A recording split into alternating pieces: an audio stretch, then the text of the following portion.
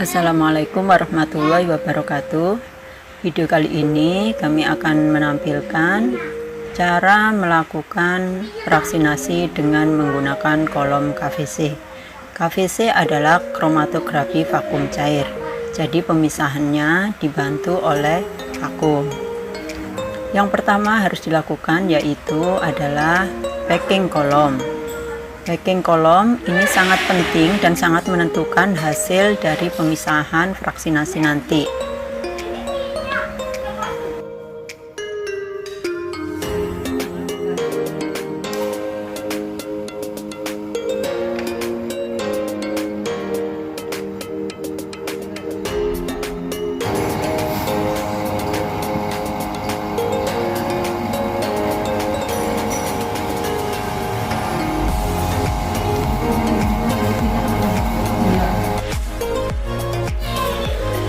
Kalau kolom sudah siap, maka sampel bisa dimasukkan di atas kolom.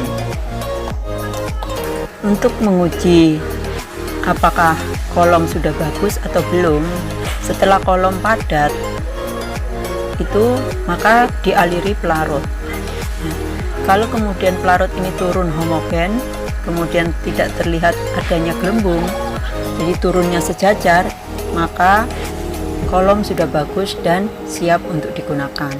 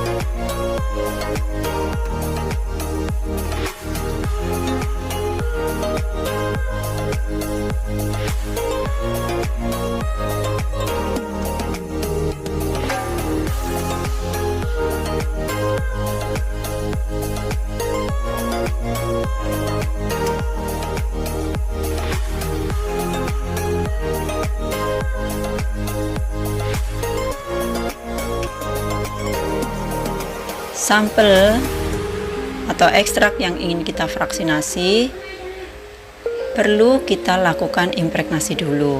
Apa itu impregnasi? Yaitu mencampur sampel yang akan kita pisahkan dengan silika.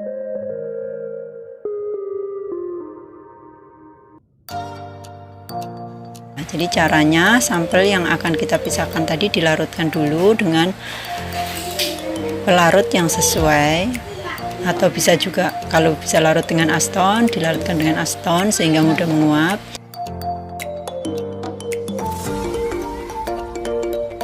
Nah, kemudian ditetes-teteskan ke dalam silika impreg.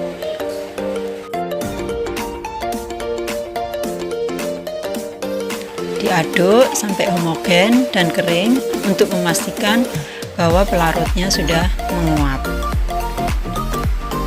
Karena jika ada pelarut, maka itu akan mempengaruhi kepolaran kolom, ya, sehingga nanti tidak diharapkan sampel itu turun bersamaan, berarti tidak akan terjadi pemisahan.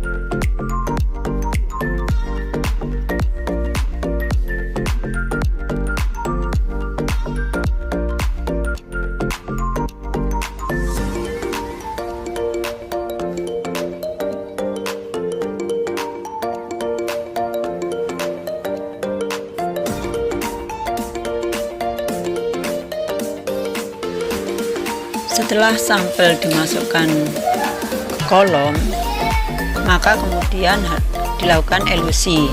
Nah, eluan yang digunakan itu dimulai dari yang paling nonpolar. Nah, untuk pemilihan eluen atau penentuan eluen ini harus dilakukan uji coba dulu dengan menggunakan KLT. Jadi sampel kita itu dilakukan uji KLT dulu untuk mengetahui eluen apa yang tepat, sehingga sampel tersebut nanti akan turun secara bertahap membentuk fraksi-fraksi.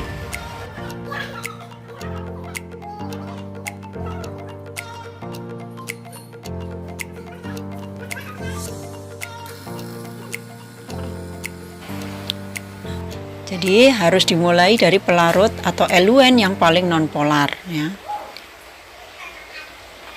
Kemudian semipolar dan menuju ke polar.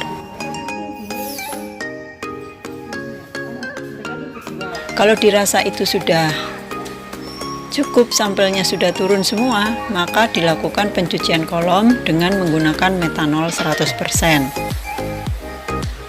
Dilakukan beberapa kali sampai cairan yang keluar dari kolom itu jernih.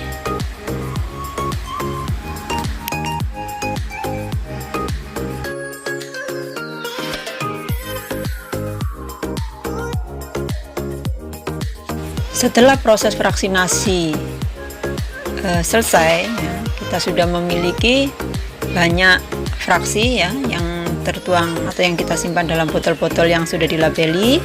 Nah, itu urutannya tidak boleh salah ya, dari sampel pertama keluar sampai yang terakhir keluar ya. Jadi diberi label supaya tidak tertukar.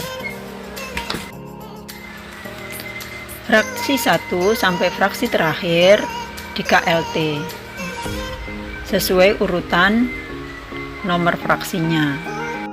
Nah, kemudian dielusi menggunakan pelarut yang digunakan. Misalnya kalau tadi menggunakan heksan etil asetat, maka nanti untuk digunakan untuk mengelusi ini juga heksan etil asetat. Nah, perbandingannya ya disesuaikan dengan hasil KLT yang sebelumnya. Setelah plat KLT dielusi sampai tanda batas atas, maka kemudian KLT supaya tampak senyawanya, maka dilakukan penyemprotan dengan agen penampak noda ya, dalam hal ini bisa serum sulfat atau yang lainnya, disesuaikan dengan sampel yang difraksinasi. Nanti akan muncul warna-warna dan akan terlihat pemisahannya. Biasanya yang nomor-nomor kecil itu nodanya akan di atas, sedangkan yang nomor besar atau fraksi yang terakhir itu nodanya mendekati titik awal. Jadi dengan adanya perbedaan RF itu, maka diketahui bahwa proses fraksinasi tersebut sudah berhasil. Terima kasih sudah menyaksikan video kami. Mohon kritik dan sarannya. Assalamualaikum warahmatullahi wabarakatuh.